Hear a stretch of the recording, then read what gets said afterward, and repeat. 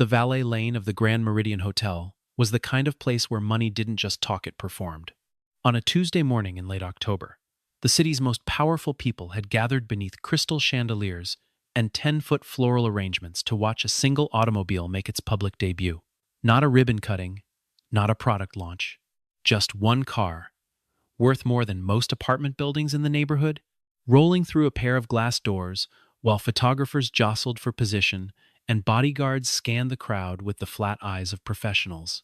The air smelled like leather and ambition and something else that only shows up when the very rich congregate, a kind of pressure, like the atmosphere before a storm. And somewhere on the outer edge of that crowd, pressed against a concrete pillar near the loading dock, a young woman in a faded olive jacket watched the whole spectacle with dark, steady eyes and said absolutely nothing at all. Then it happened. The car, a one-of-a-kind hypercar valued at $10 million, a machine so advanced its schematics had never been released to the public, went completely silent. Not a sputter, not a cough. The dashboard went black. The engine, which had been idling with a low and thunderous purr that you felt in your ribcage more than heard with your ears, simply stopped. And the man behind the wheel, one of the wealthiest human beings on the continent, sat frozen in confusion, while every camera in the room turned toward him, and every engineer in his employ looked at one another with the particular terror of people whose entire professional reputation has just been placed on public trial. No one had answers. The crowd shifted. The murmuring began. And the young woman near the loading dock tilted her head slightly to the left, as if she had already begun to form a hypothesis. She said quietly, to no one in particular, "Give me 5 minutes." 5 minutes later, the man who owned the car was standing absolutely still, staring at her with an expression that wasn't quite gratitude and wasn't quite shame, but lived somewhere complicated in between. Her name was Maya Johnson, and she was 28 years old, and she had been living without a permanent address for the better part of 2 years. That was the simple version of her story, the one that fit on a case file or a shelter intake form. The more honest version was longer and harder, and had edges that could cut you if you weren't careful. Maya had grown up in a row house in the eastern part of the city with her grandmother, a woman named Loretta, who fixed things: toasters, clocks, bicycles, the occasional outboard motor, as a way of supplementing her social security checks, and as a way of refusing to accept that anything worth saving ought to be thrown away. Loretta had taught Maya that every broken object has a logic to it, a reason it failed, and that finding that reason is not a matter of brute force but of patience and attention and a willingness to listen. Maya had absorbed that lesson, the way some children absorb music or language, not by studying it, but by living inside it, until it became part of the way she thought. By the time she was 14, Maya was diagnosing engine problems that stumped the mechanics at the shop 2 blocks over. By 16, she had rebuilt a 1993 Toyota pickup from a bare frame, teaching herself from library books and salvaged manuals and the particular education that comes from making mistakes with your hands. She graduated from high school with honors, won a partial scholarship to a state engineering program, and spent 4 years doing the kind of academic work that made her professors write letters of recommendation, with phrases like exceptional intuition and rare mechanical intelligence. She graduated near the top of her class, accepted a position at Hartwell Dynamics, a precision automotive firm, with contracts spanning 3 continents, and spent the next 3 years doing exactly what she had been born to do. She designed, she diagnosed, she solved problems that other engineers circled for weeks and fixed in an afternoon. She was, by any objective measure, extraordinary. She was also, by most of her colleagues' measure, easy to overlook. Not because she was quiet, though she was, by nature, more inclined to observation than announcement, but because certain rooms have a way of not seeing certain people, regardless of what those people bring into them. Maya had learned to navigate that particular kind of invisibility, the way you learn to navigate a city with no street signs, carefully, with a good internal compass, and with the constant awareness that you might be rerouted without warning. She kept a worn canvas bag under her workstation that held the tools she trusted most. She kept a small notebook in her jacket pocket where she sketched diagrams and jotted observations in a handwriting so compressed and precise it looked like circuit board notation. She came in early and stayed late, and did her work with a concentration that left no room for the office politics swirling around her. She thought that was enough. For a while it was. The work itself was enough that had always been true for her. There was a purity to the engineering problem that she found more sustaining than most of the social architecture around it. When she was deep in a diagnostic sequence, when she was tracing a fault through the layered logic of a complex system, the rest of the world simplified itself into irrelevance. She could sit with a schematic for hours and feel time moving differently.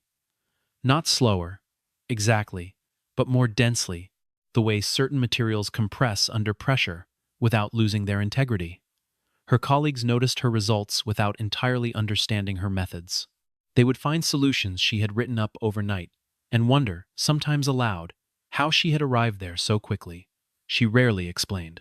Not because she was guarding anything, but because the explanation would have required them to understand the starting point, the specific quality of attention she brought to a problem, the willingness to listen before she diagnosed, and that was harder to communicate than the solution itself. Some things you can teach. Some things are already present in a person, fully formed, waiting for the right conditions to become useful. Now, she slept in a decommissioned city bus that had been parked behind a wholesale grocery warehouse for longer than anyone could remember. The owner of the warehouse let her stay there in exchange for keeping the loading dock clear of debris and reporting any overnight incidents to his property manager. It was not a comfortable arrangement.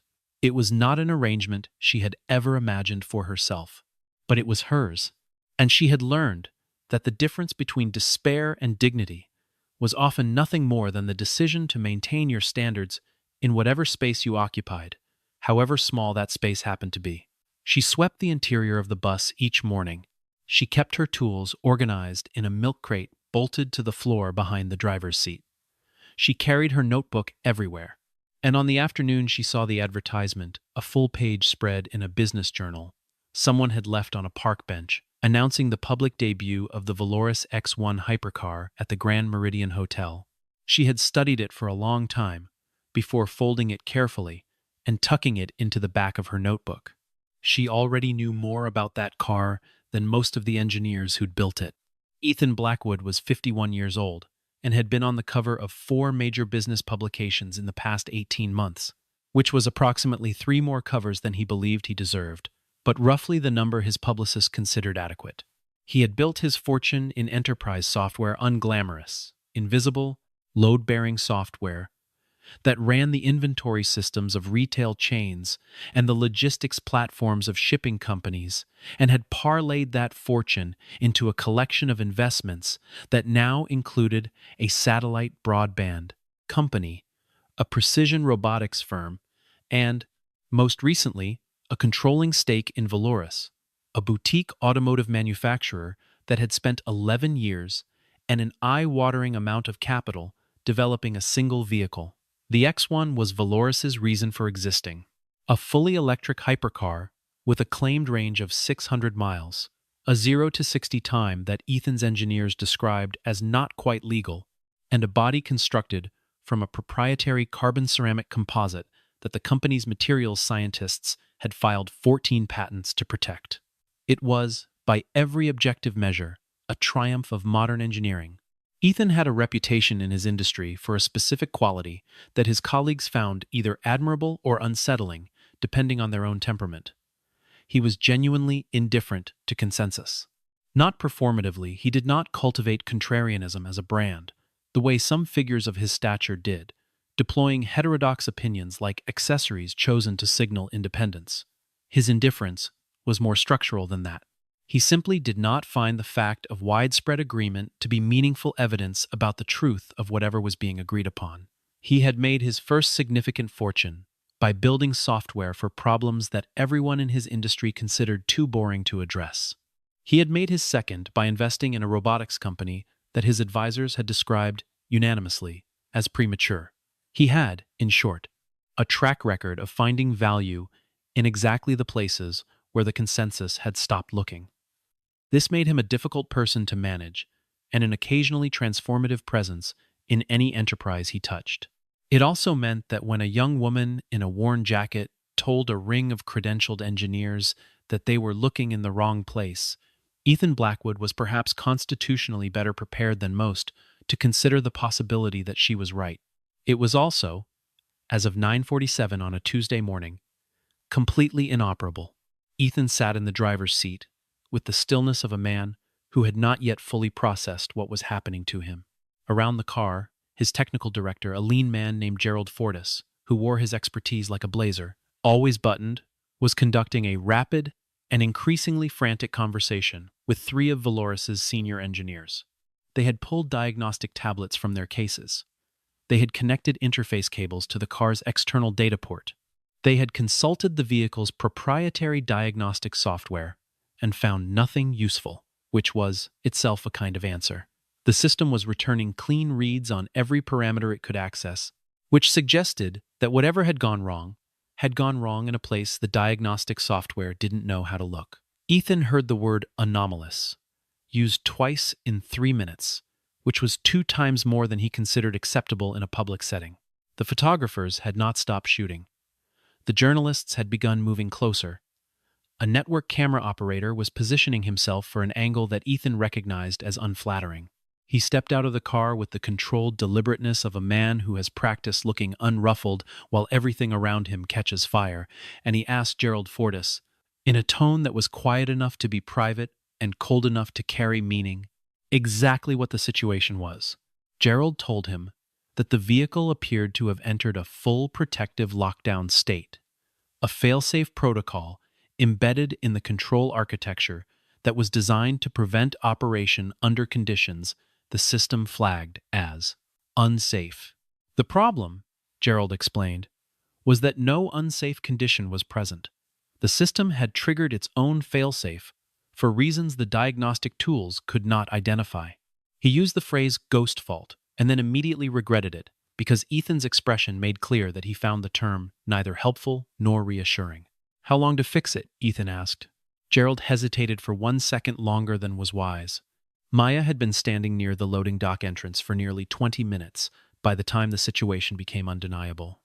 She had watched the engineers gather. She had watched the diagnostic tablets come out. She had watched Gerald Fortis pace a tight circle around the rear of the vehicle 3 times, which told her something about the nature of the problem, that the fault signal was pointing backward in the system architecture, when the actual failure was almost certainly forward. She had, at some point, drifted closer to the perimeter of the technical huddle, not aggressively, but steadily, the way water finds a path without announcing itself. She was close enough now to see the data on one of the diagnostic tablets, and what she saw confirmed what she had already begun to suspect from the moment the car went silent.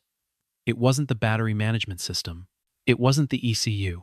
Those were the obvious places to look, and the engineers were looking at them with the focused intensity of people searching under the streetlight, not because that's where they lost something, but because the light was better there.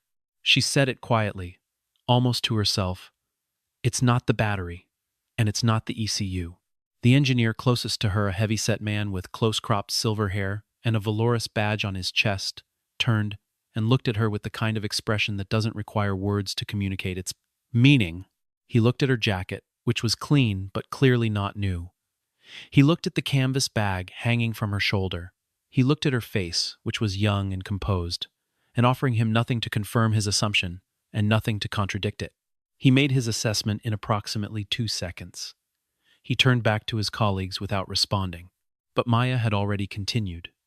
"The control harness on the secondary relay cluster," she said, slightly louder now. "If there was a firmware update pushed to the vehicle in the last 48 hours, there's a known compatibility window where the relay authentication sequence can misfire. The system reads it as a security breach and locks everything down. The diagnostic software won't catch it because it's looking for hardware failure, not a handshake error." The silver-haired engineer turned back around. His expression had not softened, but something in it had shifted. The dismissal was still present, but it had been joined by something else, something that looked almost like attention. He said nothing for a moment. Then he said, Who are you? Someone who's been waiting for you to look in the right place, Maya said. There was laughter then, not from the engineer, who was processing what she'd said with the slow, resistant movement of a person encountering an idea their worldview doesn't easily accommodate, but from the people nearby, who had caught the edge of the exchange and found it amusing. The young woman in the faded jacket, standing among engineers with six-figure salaries and graduate degrees, offering a diagnosis like she belonged there. One of Ethan's security personnel, a tall man with a coiled earpiece and the bearing of someone who had spent years making people move without touching them, stepped toward Maya and told her she needed to step back behind the public line. Maya looked at the security guard. She looked at the car. She looked at Ethan Blackwood, who was watching her from 15 feet away with an expression she couldn't quite read. She stepped back. She did not leave. The engineers continued working. Minutes passed. Ethan's communications director materialized at his elbow and said something low and urgent about the media presence. Gerald Fortis returned to Ethan's side and said, in a voice stripped down to its essential mechanics, that they were going to need to call a tow vehicle, that the car could not be driven today, that they would need to release a statement. Ethan looked at the car. He looked at the cameras. He looked at the crowd, which had that particular quality of a crowd that has sensed blood and is waiting politely to see what happens next. And then, because he was a man who had built his fortune on a talent for recognizing value in places where other people had stopped looking, he looked at Maya Johnson. "You," he said. "Come here." She walked toward him without hurry. The crowd parted slightly, with the uncertain sideways shuffle of people who aren't sure whether they're witnessing something important or something embarrassing. Ethan Blackwood studied her as she approached the canvas bag, the worn jacket, the notebook visible in her breast pocket, and most of all, the expression on her face, which was neither eager nor defensive, but simply present, the way a good instrument is present. Accurate, waiting, ready to be used. He asked her to repeat what she'd said. She did, clearly, and without elaboration, describing the potential relay authentication fault in terms precise enough that Gerald Fortis, standing 3 feet away, stopped his conversation mid-sentence to listen. When she finished, Ethan looked at Gerald. Gerald's face had the careful blankness of a man who has just heard something that might be right and is not yet willing to admit it. Ethan said, "Is that possible?" Gerald said, slowly, that a firmware compatibility issue of that kind was theoretically within the range of known system behaviors, yes. He said it the way people say things they wish they didn't have to say. Ethan looked back at Maya. He said, "Give me 5 minutes." He paused. He corrected himself. "Give yourself 5 minutes. Show me." The laughter that followed was louder than the first round more people had gathered, and laughter has a way of amplifying itself when a large enough audience arrives to give it permission. One of the junior engineers from Valoris's team made a comment to his colleague that Maya didn't catch but didn't need to. The shape of it was clear enough from the way he said it. Someone near the press line called out something that got a response from the crowd around them. Ethan's head of security stepped forward again, but Ethan held up one hand, a small gesture. Barely a movement, but sufficient. 5 minutes, he said. Not to Maya, to everyone. Maya set down her bag. She did not move like someone who was trying to prove something. She moved like someone who already knew what she was looking for and was simply going to find it. She circled the car once, slowly, running her fingers along the lower body panel near the rear wheel arch without looking at her hand, feeling for vibration, resonance, the way a doctor listens for the subtle irregularity beneath normal heartbeats. She crouched near the front quarter panel and placed her ear close to the chassis, eyes closed, head tilted slightly, listening to something that apparently required that particular kind of attention. She opened her bag and removed a small analog multimeter that looked like it had been manufactured sometime during the previous century. Its case cracked along one corner and repaired with electrical tape. She used it in a way none of the engineers with their proprietary diagnostic tablets had used anything not to confirm what the system was reporting, but to interrogate the gap between what the system was reporting and what was actually present. One of the Valoris engineers crossed his arms and watched her. His expression had the particular combination of skepticism and professional discomfort that belongs to a person witnessing someone use methods outside their training, not wrong, necessarily, but unfamiliar, in a way that feels like an implicit criticism. Gerald Fortis had gone quiet. Ethan Blackwood stood at a distance with his hands in his pockets and watched the way he watched things that he had not yet categorized, with a flatness that was not indifference, but suspension of judgment. She asked for a flathead screwdriver, a size 4. Someone provided one after a pause that lasted about 2 beats longer than it should have. She asked for a small pry tool. Another pause. She located a panel near the left side footwell and removed it with 3 efficient movements, exposing a nest of relay components and wiring harnesses that the diagnostic system could see in aggregate, but not in component. She inserted the multimeter probes into 2 specific points in the relay cluster and read the values that appeared on the old analog dial with the calm attention of someone reading a familiar text. The silver-haired engineer who had dismissed her earlier had moved, without seeming to decide to move, to a position where he could see the dial from behind her left shoulder. He said nothing. His arms were no longer crossed. The crowd had gone quiet. Not the silence of disinterest, the silence of people who have stopped being sure they know what they're watching. Maya found what she was looking for in approximately 4 minutes. A secondary relay authentication module, a component the size of a thumb drive, nestled between 2 larger assemblies, had received a partial firmware update and failed to complete its handshake sequence with the vehicle's central security processor. The security processor, interpreting the incomplete handshake as a potential intrusion event, had activated the vehicle's full protective lockdown. The diagnostic software, checking for component failure rather than authentication status, had returned clean reads on everything because nothing had failed in the hardware sense. The software itself had behaved exactly as designed. The problem was that it had been designed to answer the wrong question. Maya disconnected the module.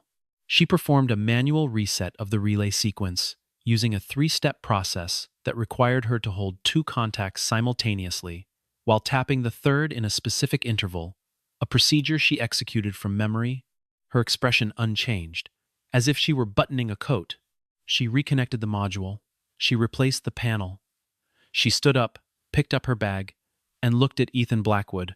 "Try it now," she said. Ethan got into the car. He pressed the start control. For 1 second, there was nothing a second that had a density to it, a weight that the whole crowd seemed to feel at once. Then 2 seconds. Then 3 seconds that lasted much longer than 3 seconds ever should. Then the car came alive. The dashboard lit up in a cascade of amber and white. The sound system initialized with a low harmonic tone. And then the engine, that enormous, disciplined, impossible engine, released a sound that moved through the concrete floor of the valet lane and through the soles of everyone's shoes and up into their chests. A sound like controlled thunder, like barely leashed speed, like something that had been waiting patiently for the right person to give it permission to be itself. The silence that followed was total. Ethan Blackwood stepped out of the car for the second time that morning, and his face was different now. The practiced composure was still there, but something had moved underneath it, some recalibration of the categories he used to organize the world. He walked toward Maya with the measured gait of a man choosing his next words carefully, and when he reached her, he said simply, "How did you know that?" She told him it was a documented behavior in 4th-generation relay authentication systems that had been discussed in a technical bulletin released by a consortium of automotive engineers approximately 14 months earlier. She told him the bulletin had not been widely circulated because the failure mode required a specific sequence of events to trigger firmware update, interrupted handshake, security processor response, and the probability of all 3 occurring in the right order was low enough that most manufacturers had classified it as a low-priority issue. She told him that she had read the bulletin because she read everything relevant to the system she worked on, and that she had noted the X1's architecture during Valoris's public technical presentations and recognized that it was susceptible to this particular failure mode. Ethan listened to all of this. Then he asked her who she worked for. Maya was quiet for a moment. Then she said, "Nobody. Right now." He looked at her more carefully. not the rapid categorical assessment he'd given her when she first approached this, was slower, more thorough, the kind of attention he gave to things that had surprised him. He asked her name. She told him. He asked her background. She gave him the short version. Engineering degree. 3 years at Hartwell Dynamics. Diagnostic and design work. Across multiple platforms and systems. He asked why she was at a hotel loading dock, with a canvas bag full of vintage tools, and not in an engineering lab somewhere. She held his gaze and said that was a longer story. He said he had time for the long version. She told him no. Not here, and not now, and not to a stranger. But she said it without hostility, the way a person declines something they have a legitimate right to decline. Gerald Fortis had joined them by this point, and he was looking at Maya with an expression that had completed its migration from dismissal through reluctant attention to something closer to recognition. He asked if he could see the relay module she'd removed. She handed it to him. He turned it over in his hands, studied the component number, and then went still in a particular way, the stillness of a person who has just connected a present fact to a stored memory. He said quietly, "Johnson." Not as a question. Maya looked at him. "Maya Johnson," Gerald said. "You filed a series of patents on adaptive relay control systems about 4 years ago. Secondary authentication redundancy for high-voltage EV architectures." He paused. They were significant patents. The field talked about them. "I know," Maya said. "What happened?" he asked. She looked at the car. She looked at the crowd, which had begun to circulate and murmur with the restored energy of people who had witnessed something and were now compelled to discuss it. She looked at Gerald with the flat, measured patience of someone who has answered this question many times in their own head and found the answer never gets easier. "Someone decided to answer that question for me," she said, without asking. Ethan Blackwood was not a man given to casual curiosity. His attention was a resource, and like all resources, he allocated it with calculation. But something about Maya Johnson had shifted the parameters of his calculation in ways he was still working out. That evening, in the suite on the 14th floor where his team had been working for the past 3 days, he asked his chief of staff, a woman named Sandra Reyes, who had been with him for 9 years, and who knew the texture of his curiosity well enough to take it seriously, to find everything available on Maya Johnson: former engineer, patents, employment history, reason for departure from Hartwell Dynamics. Sandra came back to him with a name before she'd finished the formal research. It was the name of a man named Victor Hale, currently serving as Executive Director of Technology at Meridian Automotive Group, a position he had held for 3 years, and before that, as Vice President of Engineering Development at Hartwell Dynamics, where he had been present during the period of Maya Johnson's employment and the 18 months that followed her departure. She laid a summary on the table in front of Ethan that contained the following facts, documented across public records, patent filings, and archived litigation documents. Maya Johnson had developed a suite of adaptive control system patents during her time at Hartwell Dynamics. Victor Hale had been her direct supervisor. When Hartwell Dynamics had entered financial distress, a portfolio of intellectual property assets had been transferred to a private holding company, a transfer that had occurred under Hale's authority and that had ultimately resulted in those patents being attributed to a shell entity rather than to their original creator. In the subsequent investigation into Hartwell's collapse, Maya had been named as a person of interest in connection with a supposed unauthorized disclosure of proprietary technology. The allegation had never been proven. It had also never been formally cleared. It had simply been allowed to sit there, attached to her name like a shadow that followed her into every subsequent room she tried to enter. Maya had lost her job, lost her professional standing, lost her apartment when the legal fees from defending herself against the investigation depleted her savings. And the man who had engineered all of it was now drawing a 7-figure salary and being photographed at industry conferences while Maya Johnson was sleeping in a decommissioned city bus behind a wholesale grocery warehouse. Ethan sat with this information for a long time. Sandra watched him and said nothing, because she knew the specific quality of this silence. It was the silence that preceded decisions, not the silence that followed them. When he finally spoke, he said, "Get me her contact information, and get me everything you can find on Victor Hale. The investigation that followed was not conducted by Ethan alone. He had resources, and he used them a law firm that specialized in corporate IP disputes, a forensic accounting team that had previously untangled far more deliberately obscured paper trails than this one, and a former federal technology crimes investigator who had been consulted on patent fraud cases, and who, after reviewing the documents Sandra assembled, described what had happened to Maya Johnson as about as clean a case of deliberate patent misattribution as I've seen in 20 years. What they found, documented and verified across a period of 6 weeks, was a pattern of calculated theft that had been designed to be difficult to trace, not impossible, but difficult enough that a young engineer without institutional support, facing financial ruin and professional isolation, would be unlikely to have the resources to expose it. The patents Maya had developed during her time at Hartwell were the intellectual foundation of a control system architecture that Victor Hale had subsequently licensed, through the shell entity, to 3 separate automotive technology companies, including, it emerged, Meridian Automotive Group, the company where Hale now held his executive position. Hale had not merely taken credit for her work. He had built a career on it. He had built a salary on it. He had stood at podiums at industry conferences and described innovations that Maya Johnson had originated while working 70-hour weeks in a lab where people regularly forgot to include her name on the meeting notes. The evidence, when properly assembled and presented to the relevant authorities, was sufficient. Formal complaints were filed with the United States Patent and Trademark Office. A civil suit was initiated by the law firm Ethan, engaged on Maya's behalf, who had been brought in to review the case, and whose first words upon doing so were that this should have been caught years earlier.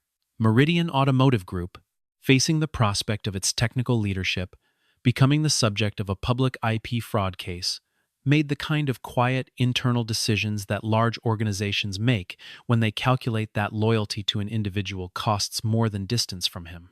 Victor Hale's position was terminated. His access to company systems was revoked. The statement Meridian released described the separation as a mutual agreement to part ways in language so carefully bloodless that it communicated, to anyone who knew how to read it, exactly what had happened and why. The patent misattribution case moved through legal channels over the following months with the steady, unhurried momentum of something that has evidence on its side. Maya's attorneys submitted her original documentation notebooks, time-stamped design files, correspondence from colleagues at Hartwell who had witnessed her developing the work, and the case built itself around this material the way a house builds itself around a foundation. Not dramatically, but solidly. The opposing legal team offered a series of procedural challenges that were addressed and dismissed. The settlement that followed was not announced publicly. Its terms were subject to a confidentiality agreement that Maya signed because she had been advised to, and because, by that point, she no longer needed the public acknowledgement to know what the outcome meant. What she needed, and what she received, was the record corrected. The patents reclassified. The investigation files closed with a formal notation of no wrongdoing. Her name restored to the work it had originated. On the day the final documentation arrived, a package of legal certificates that Sandra Reyes delivered personally to the hotel conference room where Maya had agreed to meet. Maya sat with the papers for a long time without saying anything. The people in the room with her, Ethan included, had the collective instinct to give her the silence she needed, and they did. When she finally looked up, her eyes were bright in a way that she didn't try to conceal. She did not apologize for it. There was nothing to apologize for. She had earned the right to feel exactly what she was feeling. Not the relief of someone who has been given something they didn't deserve, but the release of someone who has been carrying a wrongful weight for so long that putting it down feels like discovering the shape of their own body again. Nobody spoke. Nobody needed to. What struck the people in that room, in the hours and days after, was not the outcome, though the outcome was significant, and just, and long overdue. What struck them was something harder to name. Maya had walked into that morning at the Grand Meridian Hotel with nothing to prove to anyone, and nothing to gain beyond the satisfaction of seeing a problem correctly identified. She had not gone there looking for rescue. She had not gone there looking for justice. She had gone, perhaps, because a $10 million machine was broken in a way she recognized, and the particular discipline that Loretta had built into her in that row house on the east side of the city. The conviction that every broken thing has a logic, and that finding the logic is a matter of attention, did not allow her to simply observe a knowable problem from a safe distance. She had not asked for what followed. She had simply done the work that was in front of her to do, and the work had, for once, been seen. That was the thing. Not the settlement, not the position, which was forthcoming, not the correction of the record, though the correction of the record was important beyond measure. The thing was that she had been seen not as the sum of her circumstances, not as the category the world had filed her in, not as the woman at the loading dock in the faded jacket. She had been seen as what she actually was, by people capable of telling the difference, in a moment when the difference was undeniable. It did not undo the years. Nothing could undo the years. But it changed the shape of what came next, and that was not nothing. That was, in fact, everything. The offer came 3 weeks later, in a conference room, on the 32nd floor of Blackwood Group's headquarters, building a room with floor-to-ceiling windows that looked out over the city, with the particular self-assurance of rooms that have always had the best view. Ethan made the proposal himself, without the mediation of HR departments or the softening filters of corporate language. He described a position, head of advanced systems research for a new engineering division within Blackwood Group's automotive portfolio. The role would come with a compensation package that included salary, equity participation, and a research budget that was, by any standard, exceptional. She would have authority over hiring, project direction, and the technical roadmap of the division. She would report directly to him. There would be no one between her work and its recognition. He slid a folder across the table. She didn't open it immediately. "Why me?" she said.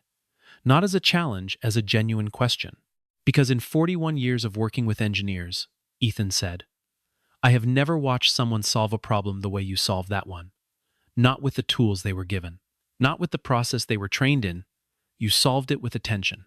That's the rarest thing there is." Maya considered the folder. She considered the view. She considered, perhaps, the bus behind the wholesale grocery warehouse, and the milk crate of tools bolted to the floor, and the notebook full of diagrams that had nowhere to go. Then she pushed the folder back across the table, not away from herself, but back toward the center, the gesture of someone who is not refusing a thing but renegotiating the terms of it. "I have a condition," she said. Ethan nodded slowly. "Tell me." She had spent the 2 weeks since the legal resolution thinking about what she wanted, not what she was owed. She had set that accounting aside, because the ledger of what she was owed was too large and too old and too complicated to be settled in a conference room by a man with a checkbook, no matter how large the checkbook was. What she wanted was different. What she wanted was forward-facing. She had spent 2 years in a condition that most people would describe as the bottom, and she had spent those 2 years noticing things about the people around her, about the economy of invisible talent, about the number of extraordinarily capable human beings whose capabilities were going entirely unused, not because the world didn't need them, but because the world couldn't see them. She had spent 2 years noticing that the machinery of recognition, the mechanisms by which talent gets found and cultivated and given something useful to do, was not broken in the sense of having a fault that could be diagnosed and repaired. It was broken in a more fundamental way. It was only looking in the places where it already knew how to look. What she told Ethan was this: she would accept the position, at the terms offered, with one addition. Attached to the engineering division she would lead, she wanted a technical training program structured, funded, credentialed, that recruited specifically from populations the industry was not looking at. People without conventional pathways. People who had fallen out of the system or had never been let in. People who knew things the way she knew things, practically, quietly, from the inside of the work itself, rather than from the outside of an institution's approval. She told him she wanted to find the ones who were still out there, the ones carrying canvas bags full of tools and notebooks, full of diagrams, standing at the edge of other people's problems, knowing exactly what was wrong and never being asked. Ethan was quiet for a moment. Then he said, "How many people do you want to start with?" Maya picked up the folder. "As many as we can do right," she said. "We'll figure out the number as we go."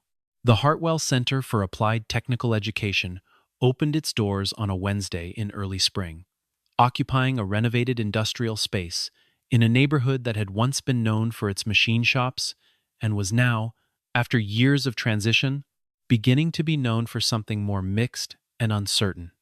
The center offered 18-month credentialed programs in automotive systems, engineering, electrical diagnostics, and precision fabrication programs, designed with the rigor of professional preparation and the flexibility of schedules that acknowledged the reality of the people they were designed for. The admissions process did not ask for transcripts first. It asked for a diagnostic evaluation, a set of practical problems, presented in a workshop setting that measured not what applicants had been taught, but what they could figure out. The evaluation had been designed by Maya herself, over 3 months of iterative development, and it was, by the assessment of every credentialing body that reviewed it, among the most effective instruments of its kind. The first cohort of 31 students included a 44-year-old former construction worker from the city's west side who had been tinkering with automotive electrical systems in his garage for 12 years. It included a 22-year-old woman who had been living in transitional housing and who had taught herself basic microcontroller programming from secondhand textbooks and library computers. It included a 50-year-old man who had spent 12 years incarcerated and who, during that time, had developed a system for diagnosing mechanical failures in the prison workshop's equipment that his supervisors had relied on, without ever acknowledging its origin. It included, in the first cohort and the cohorts that followed, a collection of people whose common characteristic was not their background or their circumstances, but the specific and stubborn quality of their intelligence. The kind that doesn't wait to be invited, the kind that works on problems in the absence of resources or permission, the kind that keeps its tools organized in milk crates and its observations in notebooks, and its attention on the gap between what the diagnostic system is reporting and what is actually present.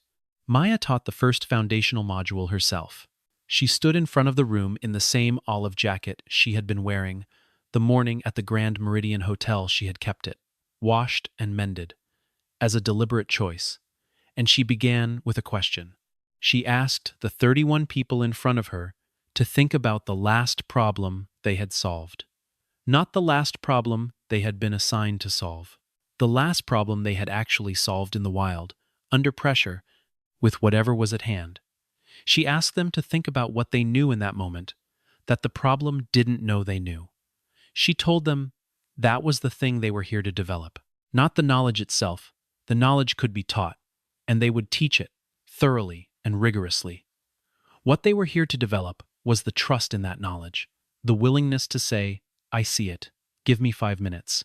The room was very quiet when she said that. Not the quiet of discomfort, the quiet of recognition.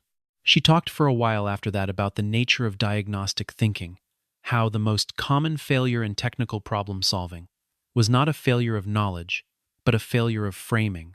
How people trained in institutional settings learn to look for the answers their training has equipped them to find, which is useful until the problem being presented has an answer that lives outside that category. How the engineers at the Grand Meridian had the right tools and the wrong map. How having the wrong map is not a reflection of intelligence or education. It is a reflection of the limits of any system that trains people to look in specific places. The value of a person who looks everywhere, she told them, is not that they know more. It is that they have not yet been fully trained out of the habit of looking. She told them she had been lucky. Not in the obvious sense her luck had been terrible in many of the obvious senses, but she had been lucky in the sense that the years of difficulty had not taught her to stop looking. She did not know exactly why that was. She thought it had something to do with Loretta, with the row house and the repair work and the lesson that nothing broken is beyond understanding. She thought it had something to do with the notebooks, the habit of recording what she noticed, of treating her own observations as data worth keeping, even when no institution was going to credit her for keeping them. She thought, mostly, that it was something she could not fully account for, and that the most honest thing she could offer the people in the room was not an explanation of how to replicate her resilience, but the simple fact of its existence, offered as evidence that the thing was possible. One of the students, the 44-year-old former construction worker, raised his hand partway through this. He asked her how she had known, that morning at the hotel, that the engineers were looking in the wrong place. She thought about the question for a moment. Then she said, "Because the car was too quiet." A system that has encountered genuine hardware failure makes a different kind of silence than a system that has locked itself down. One is the silence of something that cannot speak. The other is the silence of something that has decided not to. She had heard the second kind before, many times, in many different machines. She knew the difference the way you know the difference between a sleeping person and a person who is pretending to sleep. The room absorbed this. Several people wrote things down. She told them, "Pay attention to the kind of silence." Then she moved to the first technical module, and the work began. On a Friday morning in late autumn, Maya Johnson drove through the city in a car she had designed. It was not a hypercar. It was not worth $10 million. It was a prototype, a mid-range electric vehicle with a control architecture that incorporated, elegantly and without ostentation, several of the adaptive relay authentication innovations she had developed years earlier, and that were now, once again, attributed to her. It was a car built for durability and accessibility, and the long middle distance of ordinary life, not for spectacle. It was the most interesting car she had ever made. She drove through the neighborhood where the Hartwell Center was located and slowed. As she passed the building, its windows lit against the November morning, people visible through the glass at workstations and in the workshop, doing the particular work of becoming what they already were. She did not stop. She had a meeting across town, and after that another one, and the days had the full and useful weight of days that are being spent in the right direction. She accelerated gently. The car responded with the quiet precision of something that had been thought about carefully and built by hands that knew what they were doing. She was not, by the standards of the industry, a newcomer. She was not, by the standards of the city, a success story in the conventional sense, the kind of story that gets told with before and after photographs, and the implicit suggestion that the before was a failure and the after was the point. Her story was not structured that way. The before contained everything she had learned and everything she had carried, and the after was simply the continuation of a person who had always known what she was doing, moving now through a world that had finally learned to look. The car made no sound worth mentioning. The city moved around her. The morning was cold and clear and entirely sufficient. Genius does not always arrive in expensive clothes, speaking the language of the rooms it enters.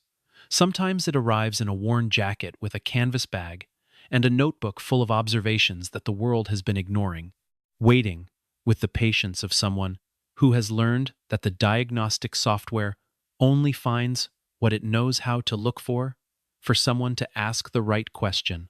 Sometimes it has been there the whole time, standing just outside the line, watching the engineers gather around the wrong problem with the right tools and the wrong map, knowing exactly what the car needs and waiting, simply, for permission to say so. Sometimes all it takes is 5 minutes, and sometimes 5 minutes is enough to change everything.